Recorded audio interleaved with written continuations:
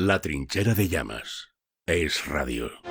Bueno, pues arrancamos la parte de tertulia política y me acompaña, como no, Carlos Cuesta, que está aquí a mi vera. Pedro Herrero, ¿qué tal? Muy buenos días, ¿cómo estás? Y Nacho Bongiovanni, ¿qué tal? Buenos días. Muy buenos días. Bueno, tú y yo coincidimos además en la Cena de la Libertad el pasado viernes. Antes de comenzar la tertulia, he de decir que tengo la inmensa alegría de que hoy tenemos un desayuno muy especial. Tenemos aquí unos saulitos, gracias a la pastelería Saúl, que nos ha obsequiado con estos maravillosos, pues pasteles, pequeños bizcochos. Con lo cual vamos a desayunar, va a sobrar. Va a sobrar, pero si tenéis hambre, tú no, Pedro. No, es que ahí fuera. Tú le has atizado ya, ¿no? O sea, claro, hay que decirlo. Tú ya has empezado. Estos están así de exposición. El hueco es tuyo, ¿no? Totalmente. Y es que hay unos que están como partidos por la mitad, que tienen como salchichón, ¿verdad? Y paté, están cojonudos. Esos son maravillosos. Bueno, pastelería Saúl. Espera, que lo has rebautizado. En vez de Saulitos son cojonudos. Bueno, pues para todos aquellos que lo sepáis, podéis realizar pedidos online o acudir a alguna de sus tiendas repartidas por toda la capital, en Cayo Orense, en O'Donnell, en Arturo Soria. Así que muchísimas gracias. Bueno, la cuestión, señores, hubo un pequeño terremoto político el pasado viernes en Madrid, con la visita del presidente de la República Argentina, Javier Milei, que recibió 2 premios. A falta de uno, 2. Por un lado, el reconocimiento por parte de la Comunidad de Madrid.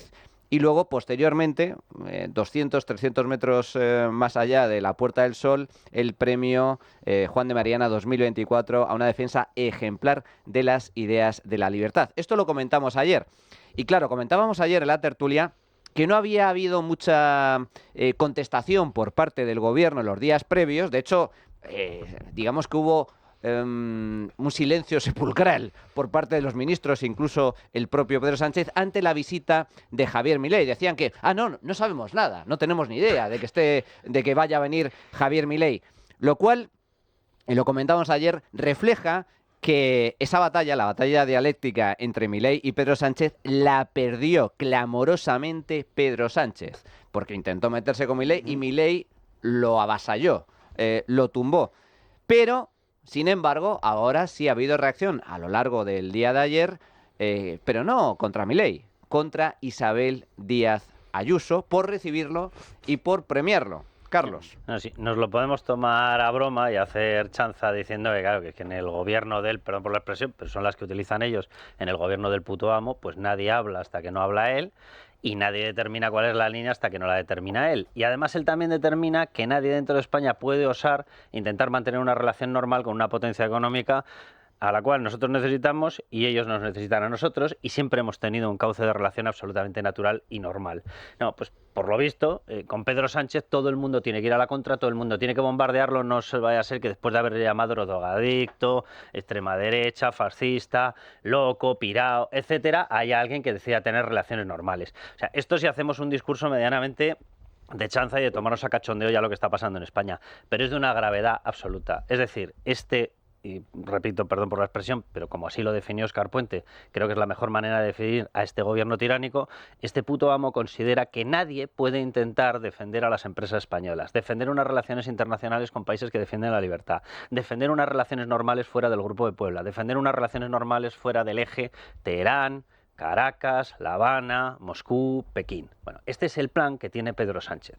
Y para ellos es absolutamente extraño que una persona como Isabel Díaz Ayuso decida, oiga, ¿qué defiende este país? Defiende cosas normales. ¿Está luchando contra el socialismo? Sí. ¿Está luchando contra un gobierno corrupto que viene de una persona, vicepresidenta Cristina Fernández de Kirchner, condenada por un caso de corrupción de 1.000 millones de euros? Sí.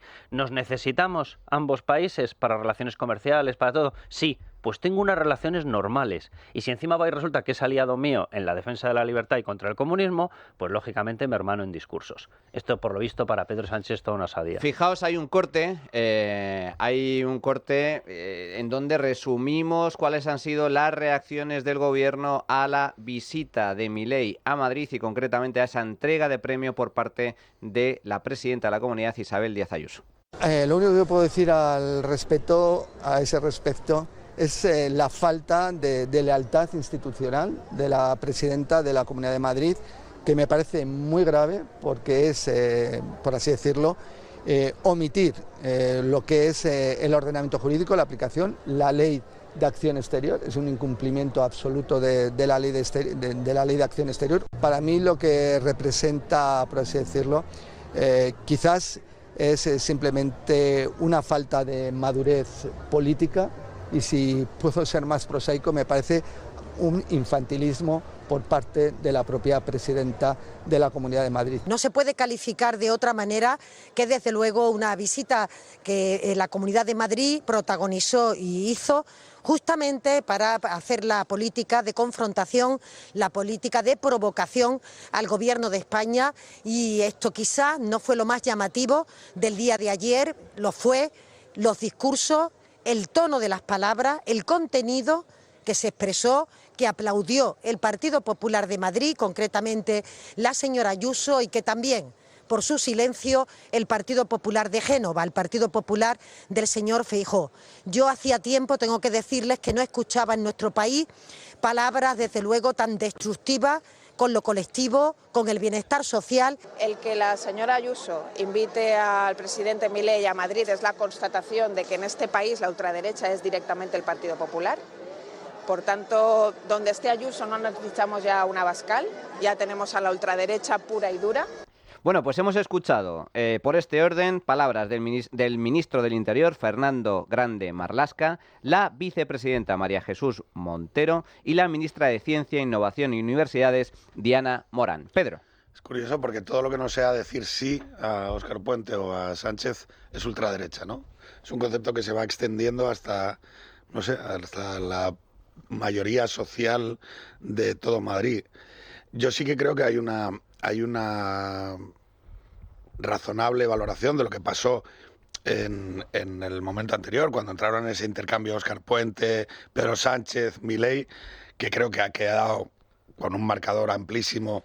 También meterse en una guerra de insultos con un argentino requiere una cierta voluntad de cometer un error, ¿no? Es decir, pero yo no creo que lo que pasase ayer fuese lo que pasase durante este fin de semana fuese ningún escándalo.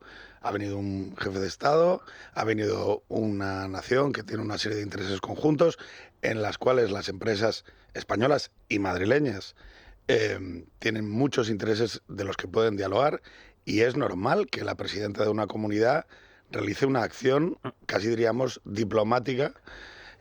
No sé si incumpliendo algún tipo de ley ficticia de acción exterior. No. Marlaska es magistrado de formación. Ha incumplido la ley exterior. Oye, me empotré toda la carrera de Derecho y todavía estoy buscando la ley exterior. No sé cuál es, no sé a qué se refiere este señor. Una ley no escrita. Está en exterior, que está fuera, ¿no? Está por venir. Una ley no escrita. Pero por entrar un poco al debate, sí es verdad que alguien podría pensar, ¿no? Puede haber gente dentro de algunos editoriales, ¿no? Qué mal gusto, este tono no me gusta, ¿no? Las derechas, ¿no? Que podríamos decir que a veces que se muestran un poco sensibles a determinados efectos de plantar cara o de tener una cierta convicción interna en algunos valores. Yo sí creo que hay un tipo de derecha que tiene que entender que, por ejemplo, Meloni o Milei o la propia Ayuso, lo que dan es una especie de respeto propio, ¿no?, a la gente de derechas, y hay gente de derechas o de no izquierdas, si lo queremos decir en un concepto más amplio, que se siente defendida, o sea, que siente que su orgullo o su oye, no voy a aceptar ataques o insultos, se encuentra bien representado en esos líderes políticos. Y no tiene por qué ser una derecha de un tipo o de otro, ¿no? Digo porque Milei es libertario, Ayuso es liberal, Meloni es conservadora, pero los tres tienen ese efecto de afianzarse en lo que soy, no pedir disculpas por lo que yo soy, no pedir disculpas por lo que la izquierda siempre va a considerar demonizable de mí, que es que simplemente les voy a decir que no tienen razón. Nacho. Bueno, yo creo que lo que les duele al Partido Socialista y demás es valores comunes que tienen Milei y Ayuso, ¿no? O sea, ellos comparten totalmente esta visión de que sus respectivos países tienen que ser países muy abiertos al mundo, donde se fomente muchísimo la iniciativa privada, la protección también de la propiedad privada y demás cuestiones. A mí me parece que este es un muy lindo match que se ha generado. Incluso te diría que yo creo que el gobierno que que está llevando adelante Milei en la Argentina se parece mucho más a lo que hace Ayuso en Madrid que a las ideas que puede expresar Vox. Me parece que hay un match mucho más genuino, mucho más orgánico con respecto al gobierno de Ayuso. No me estoy refiriendo al PP en general, pero sí a la línea de Ayuso dentro del PP, que con respecto a Vox. Y eso me parece que genera obviamente muchísimo malestar. Lamentablemente veo a una España que se está volviendo demasiado personalista, esto es lo que mencionaban antes, se hace lo que dice el que está arriba. El gran líder, el líder supremo. Claro, exactamente, él define lo que es la fachosfera, quién está dentro de la fachosfera, quién está fuera de la fachosfera. A mí me parece que a Milei en Europa lo tienen que ver con buenos ojos, el tipo es un tipo liberal, es un demócrata, él cree en la democracia, él llegó al gobierno elegido por el voto de todos los de la mayoría, del 56%, le sacó más de 10 puntos, casi 12 puntos al candidato de Cristina Kirchner. Entonces, me parece que Europa tendría, sobre todo también que prestarle atención a Milei, porque lo que está generando Milei, ojalá que salga bien en la Argentina, yo creo que va a producir un efecto contagio en otros países de Latinoamérica y, ¿por qué no?, que los produzcan en Europa, que creo que estaría viniendo muy bien. Es que lo que está generando Milei es un fenómeno que ya ha traspasado las fronteras de Argentina, es un fenómeno absolutamente internacional, los discursos que ha dado en el foro de Davos, el impacto que está teniendo, la repercusión a nivel global, es un fenómeno global, se ha convertido en el gran referente en las defensas de las ideas de la libertad, del liberalismo, como en su día lo hizo Ronald Reagan, como en su día lo hizo Margaret Thatcher, que trasciende el ámbito nacional. Y aquí es lo que me interesa, porque vamos a ver, esto no deja de ser también una jugada política desde mi punto de vista muy inteligente por parte de Isabel Díaz Ayuso y por parte de la Comunidad de Madrid. Porque hasta ahora la figura de Milei se vinculaba única y exclusivamente a Vox, porque ha participado en las asambleas, en los congresos de Vox, tiene una relación de amistad personal con Santiago Abascal. Hay que recordar, y esto es importante señalarlo, lo comentó el propio Milei en su anterior visita, Abascal fue el único que le apoyó cuando Milei no era nadie en política. El único líder político. Líder político, me refiero. Porque en medios de comunicación sí ha tenido apoyo, sí, eso es cierto. de esta casa. Eso es cierto. Pero a nivel político, pues se sentía bastante abandonado y ahí Abascal le apoyó. Pero más allá de esa relación de amistad, Milei no se cierra a tener buenas relaciones y buenas conexiones con otros líderes y partidos políticos y, desde luego, países. Y a mí me parece muy inteligente la jugada de Ayuso porque, evidentemente, se ha hecho la foto y también le ha otorgado un premio a un líder político que ahora mismo está marcando tendencia, Carlos. Sí, simplemente por enviarle un recado a María Jesús Montero, que por lo visto vive muy escandalizada. No le escandaliza que se filtren datos, no se escandaliza que datos fiscales sean utilizados violando la ley ahí sí que hay una ley, ¿vale?, de revelación de secretos, el delito de revelación de secretos. No tiene ningún problema en ver a su fiscal general ordenado y comandado a las puertas de una imputación ante el Tribunal Supremo por estar filtrando datos para usarlos para destruir a líderes políticos. Por lo visto eso le parece muy democrático a María Jesús Montero, pero se olvida, por ejemplo, de que ellos invitaron y dieron las máximas distinciones a un tal Petro que no dejó de insultar desde la tribuna del Congreso a toda España, hablando del yugo español, de la dominación, nos insultó por arriba y por abajo. Por lo visto ese debe ser el cauce, mientras Petro, por supuesto, demostraba su cercanía al Partido Socialista, intentando perpetuarse, intentando reconvertir y reformar o retorcer la Constitución para convertirse en una especie de dictador vitalicio. Eso a ellos les parece muy normal. Bueno, a los demócratas eso nos parece una aberración, y que venga Milei nos parece lo más normal del mundo. Pero a lo que tú vas, que tienes toda la razón. O sea, hay una recomposición evidentemente de la derecha. Y hay determinados satélites que están surgiendo de esa derecha que desde mi punto de vista, desde el punto de vista de una persona liberal, son inadmisibles. Planteamientos que están destrozando una órbita económica que tiene que haber de entendimiento y no de proteccionismo, sino de entendimiento con otros países, para que tengamos la máxima competencia posible, para que los precios bajen, para que la relación con nuestros socios naturales de las democracias liberales sea absolutamente firme y estable, para que no haya planteamientos que sean absolutamente ajenos ya no a esta época, sino al respeto a los derechos fundamentales, etcétera. Y hay otras de esas nuevas derechas que no están dentro de eso. Meloni y su ministro de Economía tiene planteamientos liberales. Meloni, Italia, tiene que ser nuestro aliado natural sí o sí. Polonia no es Hungría. Polonia no tiene contactos con Rusia. Orbán sí. Polonia no, los detesta. Tienes un montón de países con los cuales puedes trabar unas relaciones totalmente normales y totalmente fructíferas. Y uno de ellos, evidentemente, es Argentina. Yo cuando le escucho a esta gente de la extrema izquierda, el Partido Socialista no es izquierda. Un partido socialista que pacta con un partido que tiene en estos momentos 96 etarras metidos en listas, no es un partido de izquierdas. Es un partido extremista comunista. Punto final. Y lo podríamos hasta calificar de extremista revolucionario. Está destrozando el sistema constitucional español. Bueno, ellos califican a todos y dicen extrema derecha. Perdón por la expresión, pero hay que ser muy analfabeto desde el punto de vista político para confundir a un fascista con un liberal. Y es lo que está haciendo esta gente. ¿Lo hacen intencionadamente? Por supuesto. Quieren generar una especie de manto y en ese error cae Génova. Tú no puedes admitir la estructura de derechas que te marca la extrema izquierda. Para la extrema izquierda tú no puedes hablar con ninguno de los de las nuevas derechas. ¿Por qué no puedes analizarlo y no puedes hablar con ellos? ¿Qué le pasa a Meloni? ¿Qué le pasa a su política económica? Que es que plantea que la inmigración tiene que ser controlada. Que vosotros queréis una inmigración descontrolada. Maravilloso el sistema. Acabáis de dar los datos de colocación y los datos de cotización de esa gente que está entrando con un sistema descontrolado.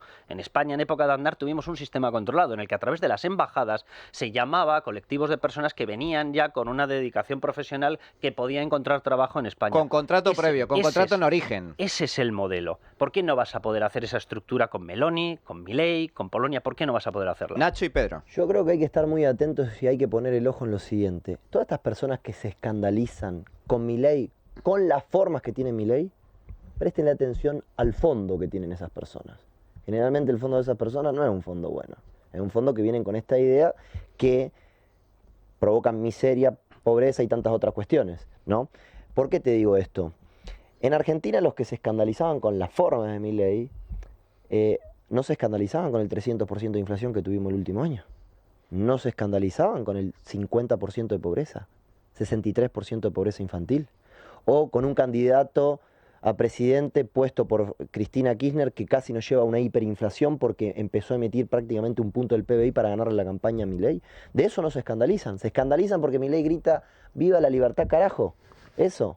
Y por ahí dice algún insulto. Eso es lo que escandaliza. Y lo mismo se lo diría a los... Aquí tenemos una vicepresidenta que ha pedido desde el río hasta el mar expulsión de los judíos. Bueno, pero no el les genocidio. escandaliza. Claro. El Eso genocidio. no, hombre, no, matemos unos cuantos, ¿sabes? Pero, y lo mismo lo diría acá en España, digo, o sea, no les escandaliza que tengan un presidente del gobierno que volvió a revivir un tema tan sensible como lo que es el separatismo, o que ahora no tiene ningún problema ir contra la prensa, y si tiene que ir contra el Poder Judicial también lo va a hacer. Bueno, digo, a ver, concentrémonos más en el fondo y no tanto en la forma. O sea, te puede gustar después un candidato que tenga mejores formas, mejores modos, lo entiendo, pero lo más importante es el fondo, es lo que hay abajo, ¿no? El fondo es importante y desde luego Milei lo tiene, es de reconocer. Lo comentábamos, lo comenta hoy Federico Jiménez Los Santos en el editorial de Libertad Digital, el discurso que dio Milei en la entrega del premio Juan de Mariana en el Real Casino fue, Nacho, nos dio una masterclass, una conferencia económica que había el salón, 250 personas en el salón principal y otras 100 y pico en otro salón aledaño. Allá había economistas, había académicos, había gente del mayor nivel, financieros del más alto nivel. Dio una clase magistral de finanzas de cómo pasar de la teoría a la aplicación para frenar la hiperinflación a la que estaba sometida Argentina, que iban de cabeza a una hiperinflación del 4000%. Bueno, y explicó cómo lo frenó, cómo logró frenarlo. Pero no solo tiene fondo, y estoy de acuerdo contigo, Nacho. El fondo es importante. Pero para mí las formas de Milei, cuando la gente critica, no, es que las formas, es que es histriónico, es que es emotivo. Oye, gracias a eso ha ganado las elecciones en Argentina. Claro. Es que yo, supongo que algunos estuvisteis, o por lo menos lo pudisteis ver, cuando vino a La Razón a hacer esa conferencia, que también... Todo el mundo esperaba ver yo creo que lo que ha dicho Nacho, es verdad que en democracia la forma y el fondo a veces, claro, dialogan de manera... Él necesitó convertirse en un personaje, ¿no? Ya, ganar elecciones contra el sistema de partidos, contra el Macri, ¿no? Que sería un poco el que quería seguir o el macrismo, ¿no? Por la misma vía de no contestar en formas y en fondo, ¿no? Y lo que se vio es que a veces se necesita una contradicción fuerte con el sistema que también apela a las formas. Yo también entiendo que a veces en las derechas, y claro, cuando llegó Milei a La Razón y empezó a hablar del programa de rescate y de reformas y de cómo habían conseguido encauzar la economía, bajar la inflación, tú decías, esta persona no es un histrión. Esta persona es una persona... Sabe de lo que habla. No, totalmente.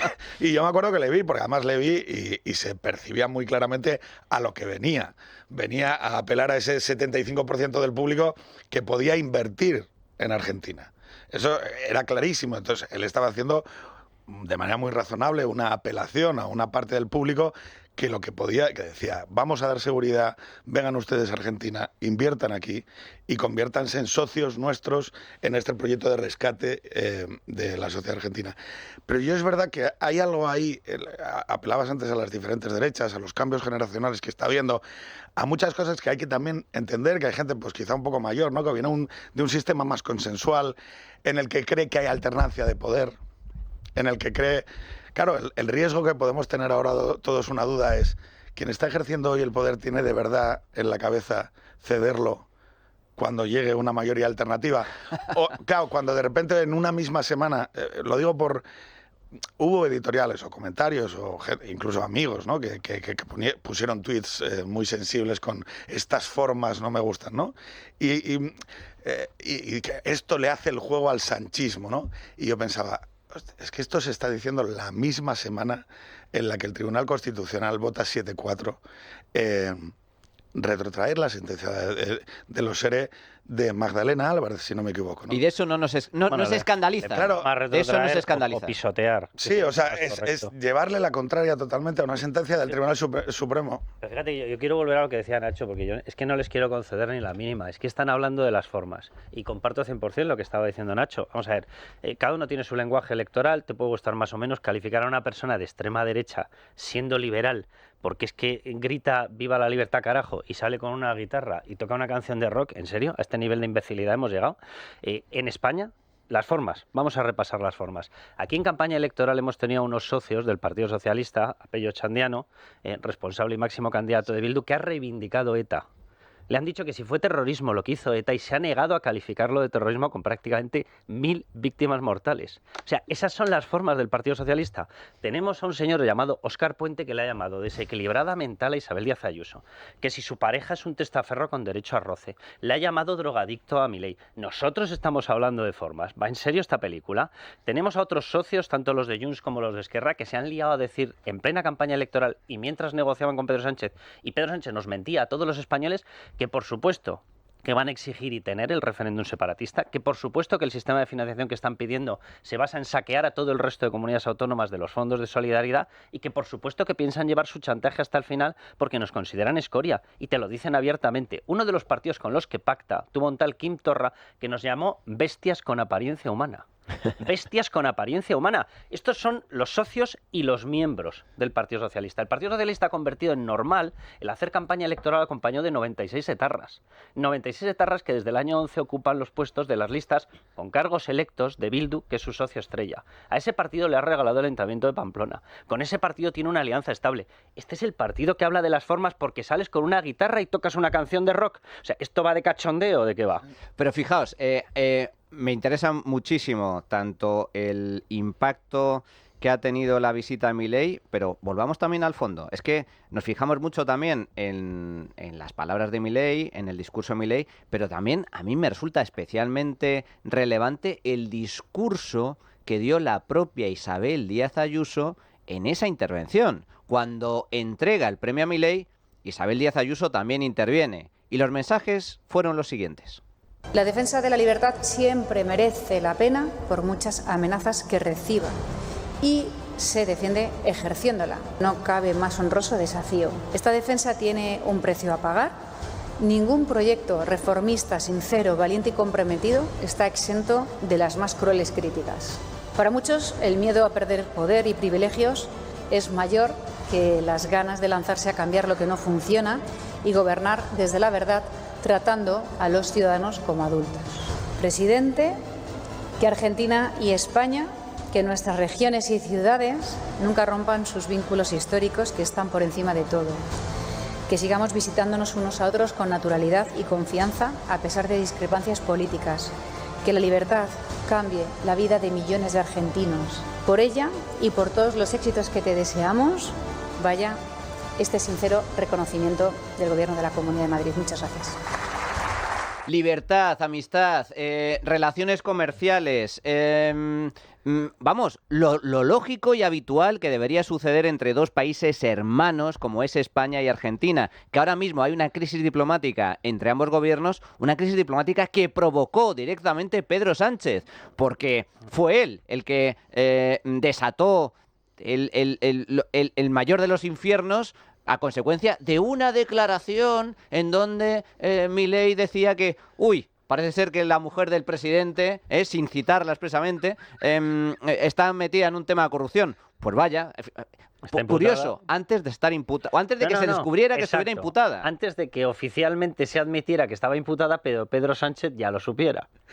No, ¿retiraron a la embajadora o lo recuerdo mal? Retiraron a la embajadora, claro, pero es que y todavía no la han repuesto. Aquello fue un show, o sea, espectacular. También porque hay que decir una cosa, Milei tiene unos tuiteros y tiene unos ciberactivistas muy divertidos. O sea, mira que llevo 5 años conflictuando de alguna manera en el espacio público con el sanchismo, y te aseguro que llegaron los argentinos y nos pasaron por la izquierda, por la derecha. Dije, pero a esta gente cómo se le ocurren tantos insultos y tan buenos. O sea, yo vi cosas que dije, pero si estaba ahí, lo podíamos haber visto antes. No, fue un momento muy divertido de la política española. Yo te diría que un punto clave en el fragmento que recién escuchábamos de Ayuso es la parte cuando ella dice tratar a los ciudadanos como adultos. Ahí está. Esta es una cuestión fundamental, porque esto es más allá de izquierda versus liberalismo, esto es liberalismo versus estatismo, porque a veces no solo es la gente izquierda la que te propone un Estado muy grande, sino también la gente de derecha, y esta es una cuestión fundamental. Ahora se está hablando mucho de la palabra libertad, y todo el mundo habla de libertad gracias a Milei, que la puso muy en marcha, ¿no? Pero la libertad tiene una hermana perdida que se llama responsabilidad. La libertad con responsabilidad no solo te permite estar mejor y vivir mejor, te permite ser mejor, te permite desarrollarse como persona. Mucha gente quiere los beneficios, es decir, la libertad, pero sin los costos, que es la responsabilidad, que vos si tomás una decisión vas a enfrentar los beneficios y los costos de esa decisión. Esto es ser un adulto. Esto es lo que propone el liberalismo, esto es lo que Milei le está proponiendo a su población. Que el Estado no sea el que tome la decisión por él, mirá dónde nos llevó el Estado argentino, y que sean ellos mismos.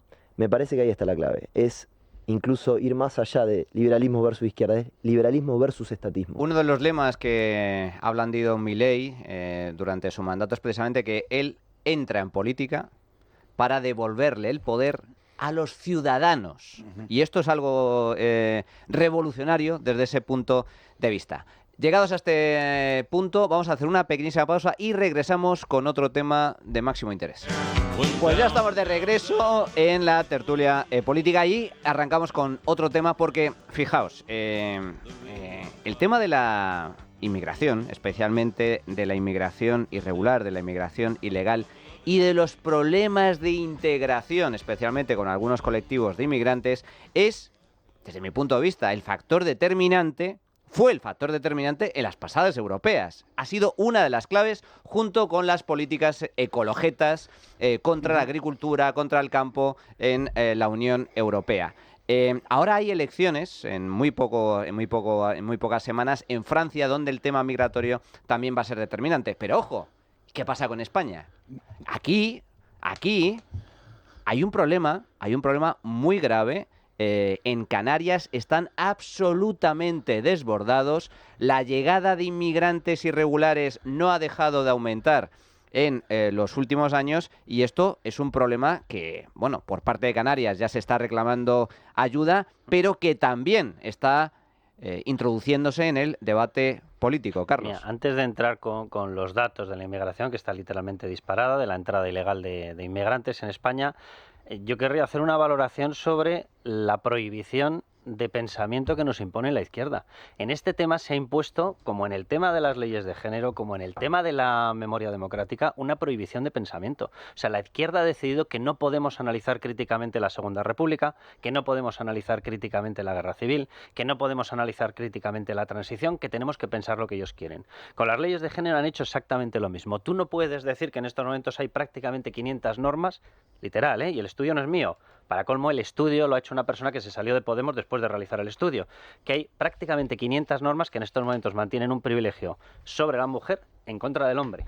Sí, lo voy a repetir. Pues si alguien tiene dudas de lo que he dicho, 500 normas o 500 artículos en normas que mantienen una preferencia a la mujer en derechos con respecto al hombre. Pero no, tú aquí tienes que decir que la igualdad consiste en generar cupos para las mujeres. Pues no, la igualdad es igualdad. Y cada uno pedalea y entra el que entra. Y está pasando exactamente lo mismo con el tema de inmigración. ¿El resultado cuál es? Si te prohíben pensar, si te prohíben analizar los datos, si te prohíben decir que hay una concentración del triple de delincuencia en el colectivo de inmigrantes, no puedes aplicar las políticas correctas de integración. Punto 1.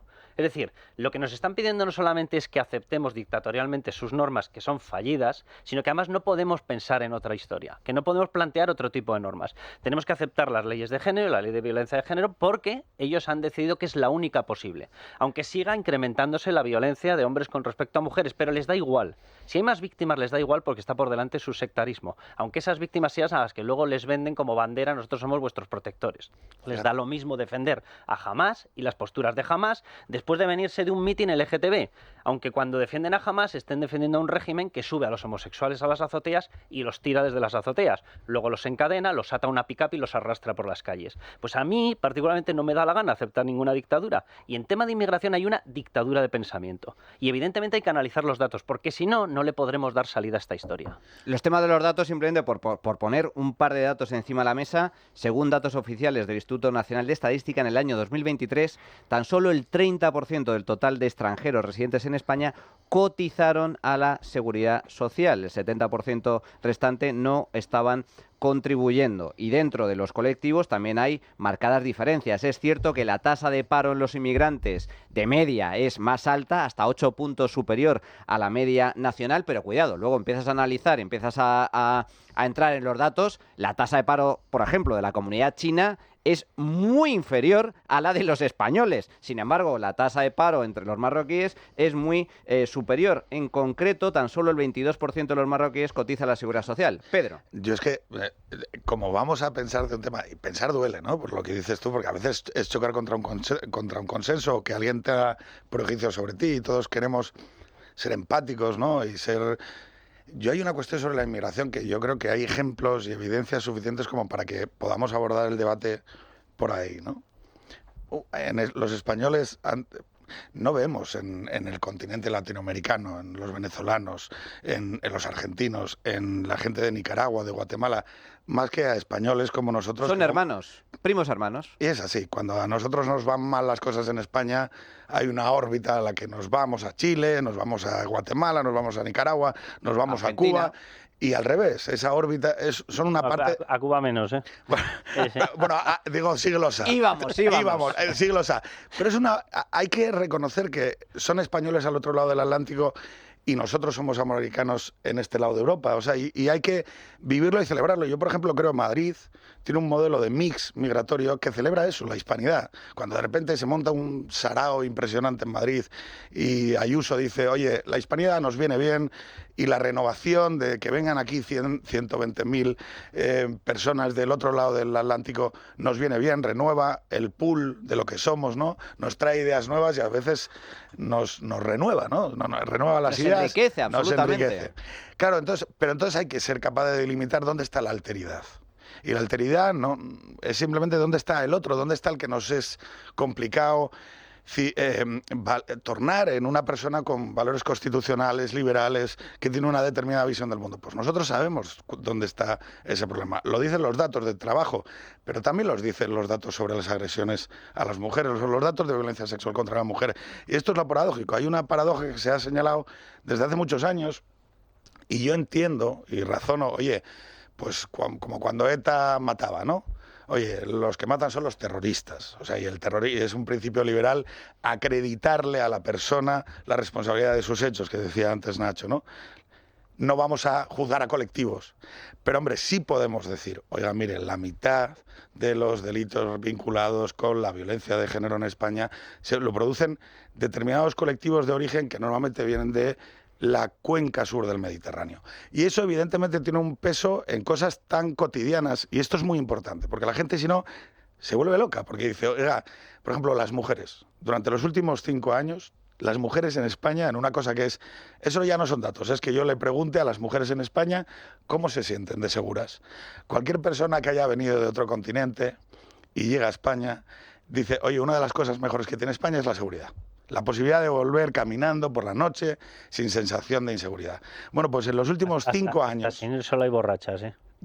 Vale, pero el solo hecho de poder verbalizarlo... Venir sin estar borracho. Pero el solo hecho de poder verbalizarlo es una virtud de nuestra sociedad, que es muy segura. Bueno, pues desde 2018... España ha perdido 14 puestos a nivel internacional en percepción de inseguridad, porque las mujeres, y esto es objetivo, oye, las mujeres dicen que se sienten y se perciben más inseguras por las noches. Entonces, es un debate que hay que abrazar y por lo tanto tenemos que pensar y por lo tanto hay algunas cosas que nos van a doler. Es un debate que está encima de la mesa, es un debate que está en la calle, que está en algunos medios de comunicación, no así en la esfera política. En la Sánchezfera. Pero está. Para hablar de ello contamos con un experto en la materia, Alejandro Macarrón, director de la Fundación para el Renacimiento Demográfico. ¿Qué tal, Alejandro? Muy buenos días, ¿cómo estás? Muy buenos días, Manuel. Bueno, Alejandro, qué bueno tenerte aquí. Has hecho un estudio magnífico sobre el tema de la inmigración en España, analizando la llegada de inmigrantes, analizando desde el punto de vista demográfico cuál es el peso de la inmigración en España. Me gustaría que nos resumieras algunas de las conclusiones o algunos de los datos más relevantes que contiene ese estudio. Bueno, muchas gracias, don Manuel. La verdad es que lo primero que hay que tener en cuenta en temas de inmigración, hablando puramente de aspectos económicos, es si, independientemente del origen, si en un país pues hay unas tasas de paro enormes, si tiene sentido que vengan inmigrantes, ¿no? En masa. Lógicamente no lo tiene, salvo que, como se suele decir, haya determinados perfiles o puestos de trabajo que no se cubran, lo cual, a su vez, hay que hacérselo mirar. Si tienes muchos españoles en paro, como tenemos millones de españoles desde hace 15 o 16 años, y no quieren acceder a determinados puestos, pero cobran subsidios, pues eso hay que revisarlo. Entonces, de entrada estamos teniendo muchísima más inmigración en términos cuantitativos de la que necesitamos, independientemente del origen, se integre mejor o peor, la disquisición que se hacía sobre si eran americanos, no eran americanos, eran africanos, todo lo que sea, ¿no? O sea, en concreto, por ejemplo, en Madrid, entiendo que esta radio se emite desde Madrid, en Madrid el año pasado vinieron 120.000 inmigrantes más. 120.000 inmigrantes solamente a la ciudad de Madrid. Bueno, la ciudad de Madrid no tiene pleno empleo y además tiene un gran problema de vivienda. 120.000 personas necesitan ¿cuánto? 40.000 casas.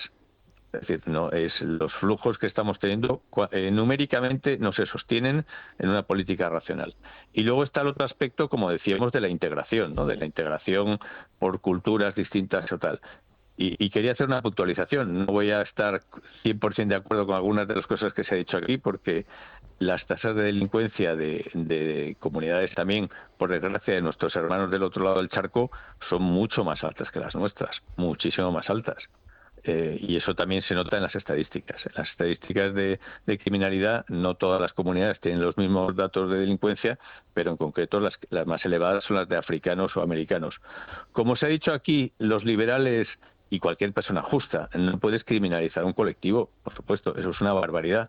Ahora bien, si te está viniendo, lo que no vas a hacer es, si hay gente que tiene más propensión estadística a delinquir que la de tu país y no la necesitas por la economía, lo que es absurdo es encima que venga mucha más, porque además de un problema económico vas a tener un problema de delincuencia adicional, ¿no? Entonces, eso serían algunas de las cosas que podemos decir. En concreto, como decías, las tasas de paro no son iguales por comunidades. Como decías, los chinos tienen mucho menos paro incluso que los españoles. Los europeos occidentales en general, aunque son extranjeros, de hecho ni se les suele llamar inmigrantes, porque un alemán que viene aquí generalmente, pues a lo mejor es un directivo de una empresa o un profesor cualificado, etcétera, ¿no? Pero tienes, según vas teniendo inmigraciones de menos nivel educativo y formativo, pues tienes más paro. En concreto, los africanos tienen unas tasas de paro muy elevadas. Después vienen los iberoamericanos, que tienen algo menos, pero también son bastante elevadas, y los europeos del este, ¿no? Y luego los asiáticos es un poco mixto, dependiendo de qué comunidades. Pero realmente lo que es, insisto, es un despropósito, es que en los últimos 9 años han venido 3 millones de inmigrantes más a España. Pero es que España no ha bajado de 4 millones de parados reales. En la encuesta de población activa, un parado es alguien que no tiene empleo, que está buscando trabajo. Yo quiero trabajar y estoy buscando trabajo. ¿Usted busca trabajo? Sí. Entonces usted es parado. ¿Usted tiene empleo? No. ¿Quiere trabajar? Sí. ¿Estuvo buscando trabajo las últimas 4 semanas? Dice no, por la razón que sea. Ha podido estar de vacaciones, ha podido estar enfermo, por la razón que sea. No está buscando trabajo, no es parado. Bueno, es que hay 1 millón y pico más de parados de los 3 millones oficiales. O sea, no hemos bajado de 4 millones. ¿Tiene sentido que vengan tantos inmigrantes en ese contexto? Solamente tiene sentido si pensamos que en España hay un estado de bienestar que permite el inmigrante, hace bien, yo no lo critico, sabe que si viene a España y encuentra trabajo va a estar mejor que en su país, pero si viene a España y no encuentra trabajo también va a estar mejor que en su país, con lo cual haga lo que haga va a estar mejor que en su país, lo mismo cuando se queda en paro. Con respecto a esto, Alejandro, ¿cuál es el efecto llamada, si es que hay algún efecto llamada, con el tema del sistema asistencialista? Porque efectivamente aquí hay algunos datos en función del análisis por colectivos, por nacionalidad, en donde algunos grupos de inmigrantes tienen más desempleo, pero también acuden más a ayudas sociales. ¿Hay un efecto llamada desde este punto de vista? Yo no tengo ninguna duda y lo que estoy completamente seguro es que hay un efecto retención. ¿A qué me refiero? Pues cuando viene una crisis, porque habría una teoría de la inmigración como una empresa que contrata más gente cuando las cosas van bien y lógicamente pues despide parte de su plantilla cuando no tiene clientes, cuando los pedidos caen, ¿no? Eso es como las empresas se tienen que ajustar porque si no simplemente caería toda la empresa.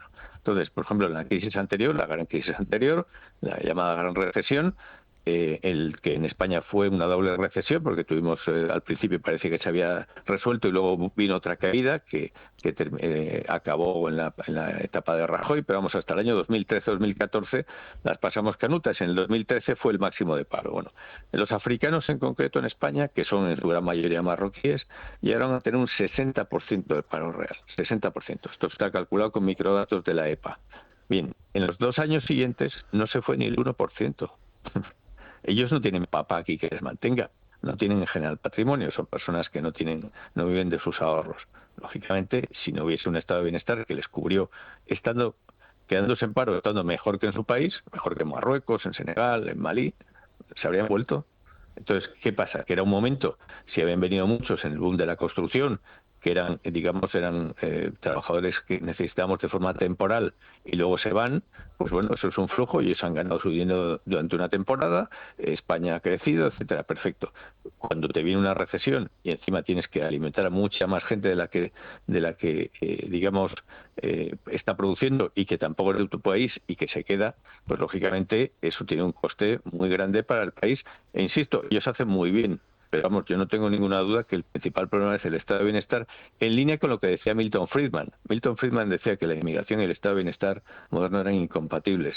Y estaba pensando en el norteamericano, que es mucho más reducido que el nuestro, porque genera un atractivo para venir y para quedarse completamente artificial respecto a los flujos migratorios que he insistido desde que el hombre es hombre. Alejandro Macarrón. Uno se va a otro.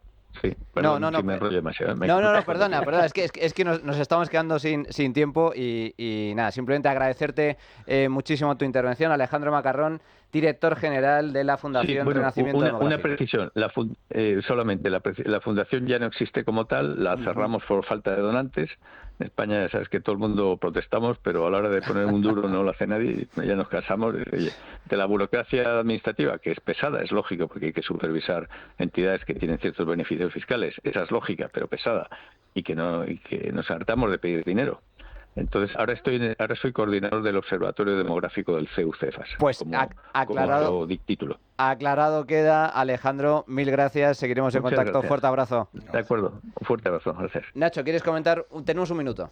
Comento rápidamente. Argentina, cuando se hizo rica, fue gracias a la inmigración, gracias a que vinieron españoles e italianos a trabajar. Totalmente. Coincido totalmente con lo que decía la persona que acabas de entrevistar, Manuel, que el Estado asistencialista no es nada más malo para los que quieren venir, porque obviamente una persona que se va a su país se va a otro para estar mejor, pero es mala para todo el Estado asistencialista porque crea una generación de, como llamamos en Argentina, de vagos. Coincido que también un problema es el tema de la integración, no coincido tanto en el tema del desempleo. Muchos de los empleos que ocupan los inmigrantes no quieren ser, no lo quieren, los españoles no quieren estar en esos empleos, entonces eso es ahí cierto. tengo una Eso es cierto, Pedro. ¿Sabéis cuál es el primer político español que puso policías a la puerta del metro para pedirle a los inmigrantes irregulares los papeles?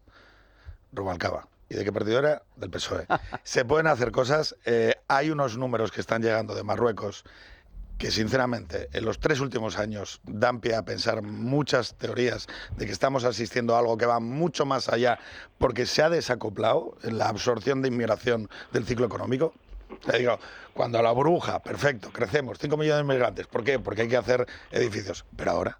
Pero ahora estamos parados. Esto es muy importante, Pedro, porque el tema de la burbuja es cuando llegó más inmigración, pero como comentaba Carlos, era inmigración bajo el gobierno del Partido Popular que venía con contratos sin origen, venían a trabajar al sector de la construcción y cuando llegó la gran recesión, muchos de ellos hispanoamericanos, se volvieron a sus países porque aquí no encontraban empleo. Entonces yo soy totalmente favorable al tema de la inmigración, totalmente favorable, pero la inmigración es fundamental, el tema de los contratos y desligarlo del tema del sistema asistencialista. Solo una idea muy rápida por las mentiras que lanza este gobierno, está asegurando que la salida financiadora para nuestro estado del bienestar es la llegada de inmigrantes. El dato que acabáis de dar, vamos a ver, si solamente el 30% de los que llegan están cotizando, no es que no pueda ser la solución, es que se ha sumado a la enorme lista, a la larguísima lista de problemas. Pequeñísima pausa y regresamos en breve. Pues ya estamos de vuelta en la tertulia política. La verdad es que no ha dejado de haber tertulia porque hemos continuado en el descanso. Que ha comido esto, Oye, qué éxito los saulitos. ¿Qué ha pasado? Se coman. Ha habido improvisado. Qué éxito los saulitos. La próxima vez que nos los traigan ya el sábado, porque así tenemos para los 2 días, pero vamos, un auténtico éxito. Lo bueno de Gregorio, que aparte es amigo mío, que es el dueño de Saúl, el que te está escuchando en este momento, así que no hace falta que le mandes ya mensaje porque ya maravilloso, porque es seguidor, pero vamos, perfecto. Gregorio, fantástico, nos han encantado. Pues sí. Señores, esto, a ver, es que el debate es ciertamente interesante, está ahí, está en la calle, sigo insistiendo, esto es fundamental.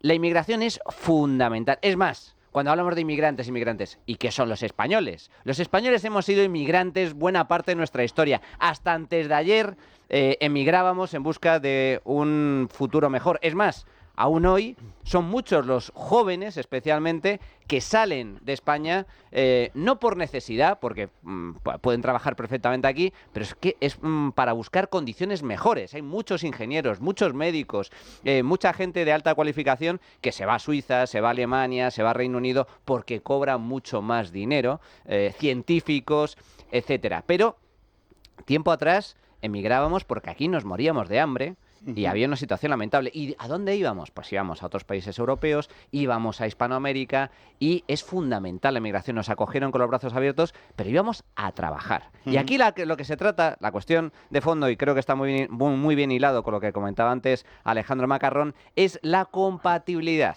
entre la inmigración, especialmente la inmigración irregular, la inmigración ilegal y los modelos asistenciales. Pedro. A ver, yo es que creo que hay un tema que hay que hablar a nivel casi generacional o de transvaloración, ¿no?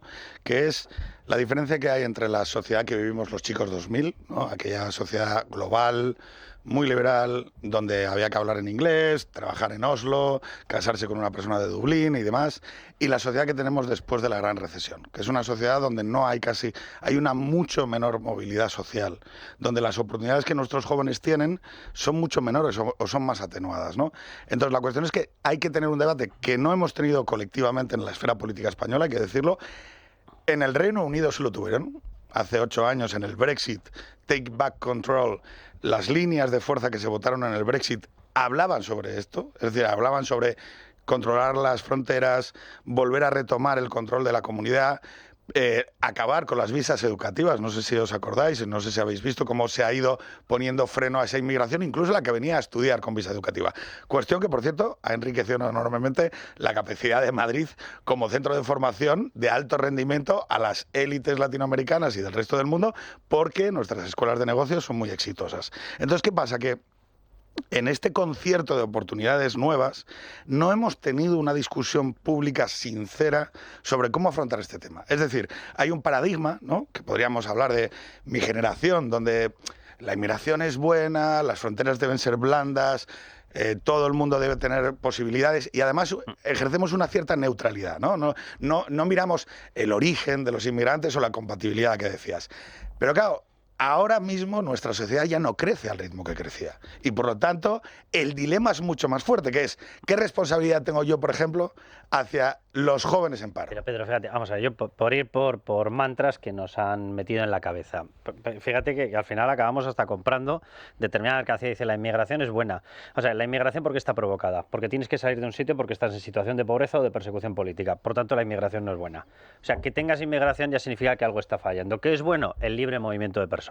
Que tú tengas la posibilidad de buscarte la salida vital, la previdencia, la seguridad, etcétera, evidentemente eso es bueno. A partir de ahí, lo que yo no acepto es entrar en el paradigma de ideas que te implanta la izquierda. Dice, no, o sea, si tú criticas que un marroquí ha cometido un delito, eres racista. No. Igual que si critico que un tío de Cuenca ha cometido un delito, no soy anticuenca, obviamente. Estoy criticando al delincuente. O sea, lo que no acepto son los paradigmas de la izquierda, en los cuales te dicen, no, toda inmigración es buena. No, perdona, toda inmigración no es buena. La inmigración descontrolada significa que te está entrando gente sin control.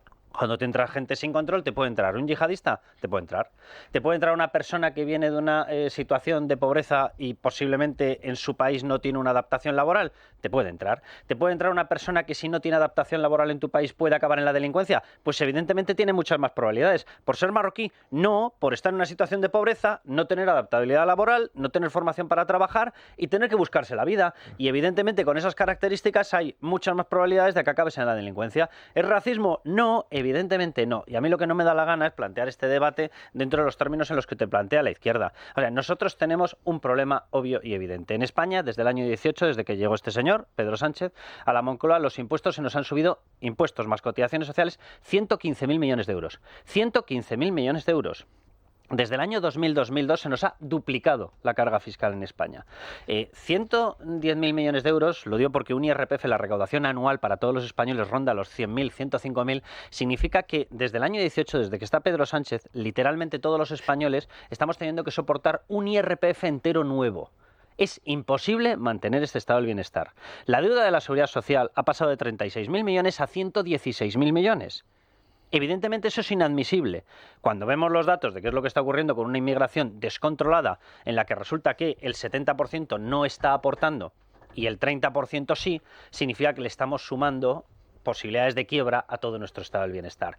Eso es, como dicen ahora los progres, sostenible, es insostenible, literalmente insostenible.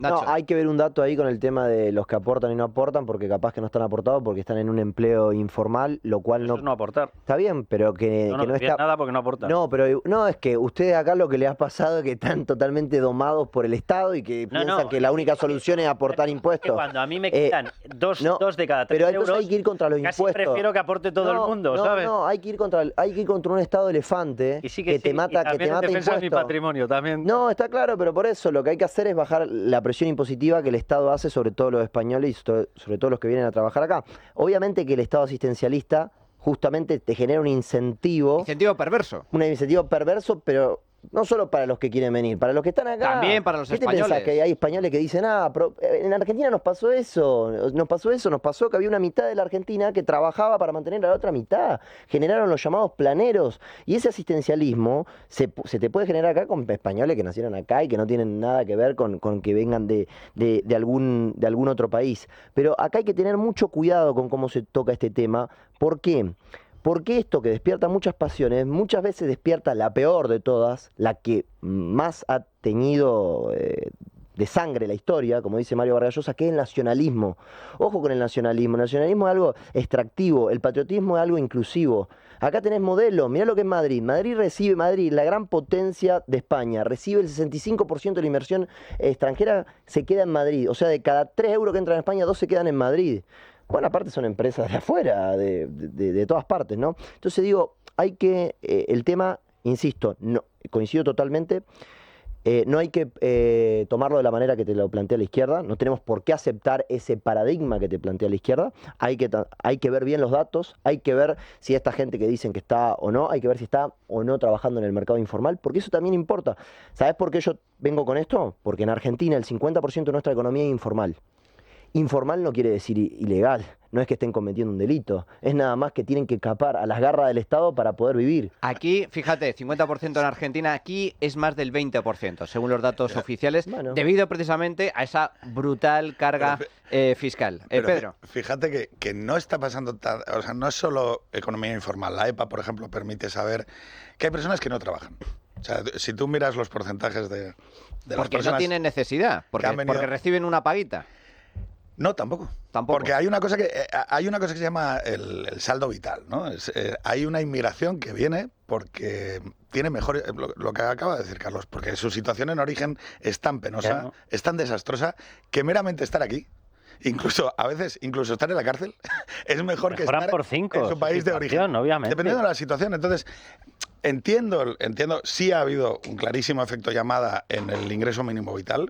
Hace 3 años hubo una aprobación que, y hay que decirlo, yo me gustaría levantar la voz de alarma sobre una cuestión, alarma sensata y con tranquilidad, pero es que estamos en números de absorción de población marroquí irregular, de verdad, de crisis de refugiados de Siria.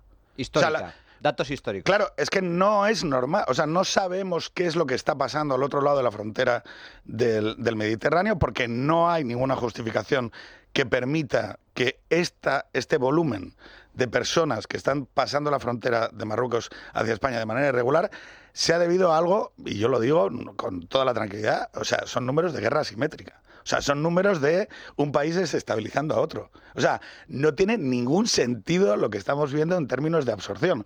Entonces, es verdad que hay una serie de fenómenos que podemos decir. Hay un efecto de llamada, por supuesto, el IMV, una ayuda absolutamente mal gestionada por parte del Gobierno Nacional, cuando las ayudas de emergencia ya se daban por las comunidades autónomas, a través de las consejerías de servicios sociales se daban esas ayudas de último recurso, los ayuntamientos también tienen esas competencias, y de repente, cuando llega Pablo Iglesias al Gobierno, no sé si recordáis, pone un cartel a nivel internacional diciendo IMV, ingreso mínimo vital para todos.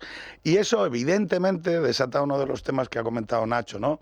Nosotros sabemos que la comunidad nacional fija el perímetro de solidaridad. Yo no soy individualista metodológico, yo sí que soy un poquito más conservador que el resto de los miembros de la mesa, y sí que creo que hay una polis, ¿no? Una comunidad que fija un nosotros. Claro, cuando nosotros damos ayudas, ¿no? Lo que has llamado el Estado asistencialista, que Carlos esté pagando y que otra persona esté recibiendo, debe fijar un perímetro de solidaridad. Es decir, Carlos debe sentir que la ayuda no sirve para robarle. No estoy financiando a alguien que no forma parte de la comunidad. Yo he tenido el maldito vicio de calcular en imposición directa e indirecta lo que pago. 2 de cada 3 euros me los roban. Eso no se llama extracción fiscal, se llama robo, atraco, asalto al banco. Es una vergüenza. O sea, España se ha convertido en un país donde tú no puedes tener el premio por ser excelente. No puedes tenerlo. Y si alguien me considera chulo por decirlo, me importa un soberano comino. Pues tú imagínate que a eso le sumáramos que de repente supieras que más del 50, más del 60% de las ayudas del ingreso mínimo vital en Madrid los reciben marroquíes. Personas de Marruecos, que no están trabajando. Que no es que estén trabajando en la economía informal, que no están trabajando. ¿Qué te pasa en ese momento? Que hay un momento que surge como reacción legítima la sensación de, oiga, el nacionalismo que tú decías, ¿no? De decir, oiga, esto ha pasado en el norte de Europa, ha pasado de manera clarísima. La socialdemocracia en Francia ha pasado en Francia. El 41% de los jóvenes de 18 a 25 años en Francia han votado a la derecha.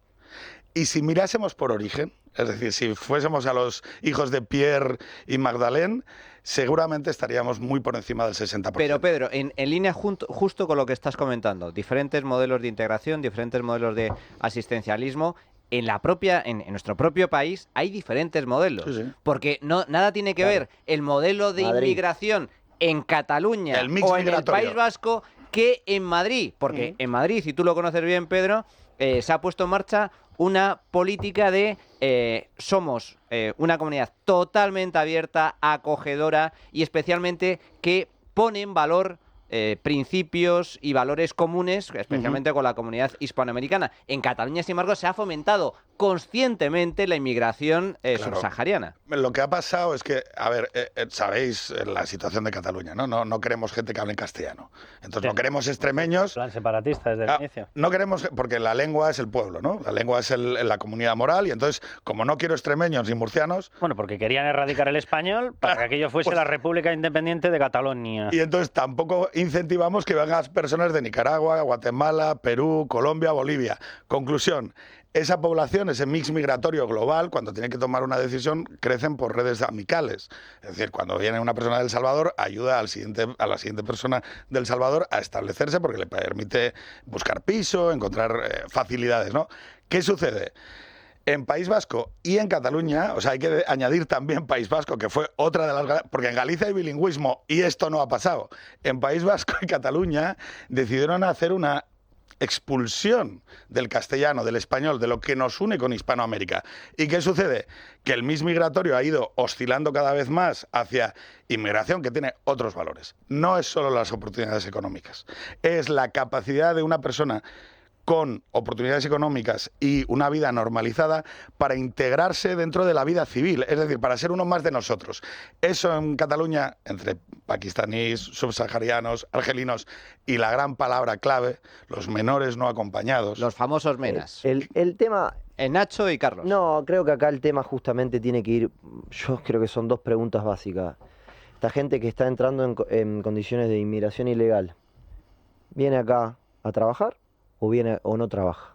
Y la segunda, cuando entran, está recibiendo a una persona que justamente viene con estos principios de decir, no voy a España para venir al Estado asistencialista y que me mantenga otra persona que está trabajando por mí, ver si tiene el historial de esa persona, pues si tiene un prontuario, y no, la verdad que nadie va a querer andar metiendo en su territorio gente que comete... Delincuentes. Delincuentes, exactamente, con cadenas. Esto, por cierto, que se está produciendo, pero precisamente debido a este descontrol que se ha producido en los últimos años de la inmigración irregular. Están entrando muchos ilegales donde no se puede comprobar si tienen antecedentes penales, y luego nos encontramos con sorpresas como que hay violaciones de ilegales, de inmigrantes ilegales, que violan a una mujer y que ya habían sido condenados por violación o por pederastia antes. Bueno, claro, es que me parece que esas son dos preguntas esenciales. Digo, ver justamente si el que está ingresando es un criminal en su país de origen. Obviamente ahí le tenés que decir, no, escúchame, acá no vas a venir a hacer lo que hiciste en tu país o tal vez por lo que te estás escapando.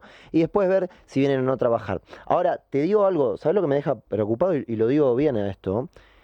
Es increíble cómo en España han aceptado esto de trabajar totalmente para el Estado. O sea, han aceptado que esto es común, que la mitad de su tiempo se lo dedican al Estado. Y que es bueno. El Estado, qué bueno es que me roben. Porque además, ¿sabes lo que va a tener? Que es lo que pasó en Argentina. Se te empieza a dividir España en dos. Tener una España que cree en la cultura del mérito, en el trabajo y demás, que se te va a hacer cada vez más chiquita, que es la España productiva, que se te hace cada vez más chiquita. ¿Por qué? Porque le rompen la cabeza impuestos ¿para qué? Para mantener a la España asistida. Que se te hace cada vez más grande, ¿por qué? Porque cada vez va a tener más gente en situación de que no quiere trabajar o que empieza a incurrir en cuestiones similares a la pobreza, no te digo la pobreza que tenemos en Latinoamérica. Y eso es un círculo de decadencia que cada vez se va haciendo más profundo. Hay que tener ojo con eso. Carlos, un minuto. Nacho me está mirando y no me extraña, porque es mi sensibilidad multiplicada por 100. No, yo simplemente por incorporar otro factor que yo creo que es muy importante a este debate.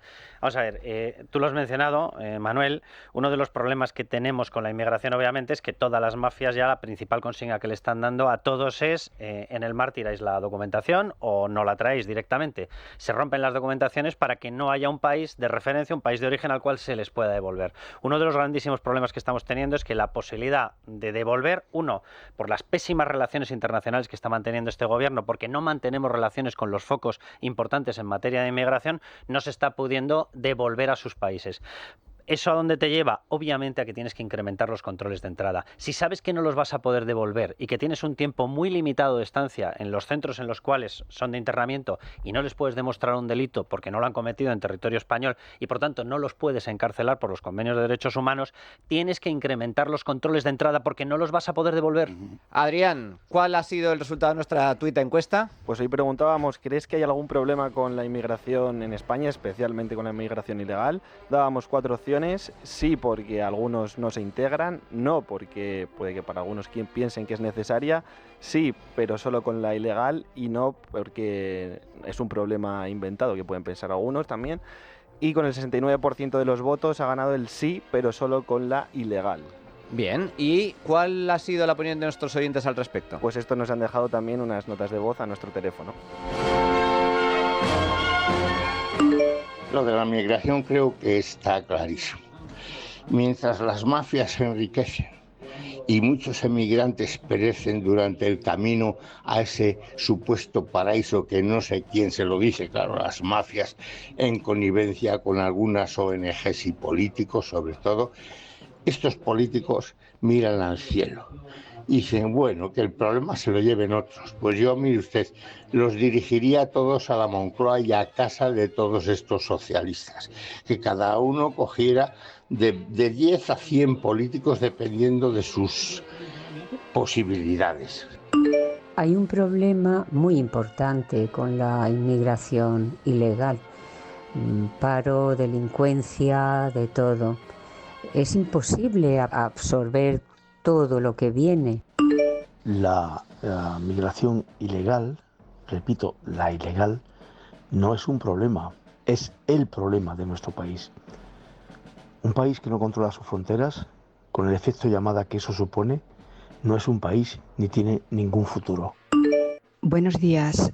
Creo que hay un problema muy importante con la inmigración, pero no sé cómo se puede solucionar. Sí que pienso que el gobierno debería expulsar a aquellos que cometan delitos y que sean reincidentes. Buenos días. El tema de la inmigración ilegal es terriblemente vergonzoso. Este gobierno miserable que tenemos, a lo único que se dedica es a dejar entrar a miles de ilegales que vienen en pateras por el efecto llamada, para luego repartirlos por las ciudades y comunidades autónomas en las que gobiernan Partido Popular y Vox. Y lo digo de primera mano porque desde el mes de noviembre venimos sufriendo en Alcalá de Henares que nos hayan colado aquí a 1000 y pico tíos que entraron de manera ilegal, que están invadiendo los barrios, los parques, que están llenando las calles de porquería porque se dedican a vaciar contenedores y se dedican únicamente y exclusiva a pasear por la ciudad. Pues hasta aquí las opiniones de nuestros oyentes. Muchísimas gracias a toda nuestra audiencia. Carlos, un auténtico placer contar contigo una semana más. Pedro, qué bueno tenerte con nosotros en la trinchera. Incluso de resaca. No, pues no se ha notado, ¿para qué lo dices? ¿Para qué lo dices? Hombre, cuando se te ha visto en YouTube bailar y se dice ahí sí que se nota un poco. Y Nacho, un auténtico placer, muchísimas gracias. Muchísimas gracias por el espacio. Y a todos ustedes, continuamos. Seguimos con nuestra sección de cultura financiera y luego a contracorriente con un tema también muy, pero que muy importante. El problema trans en los menores. La trinchera de llamas. Es Radio.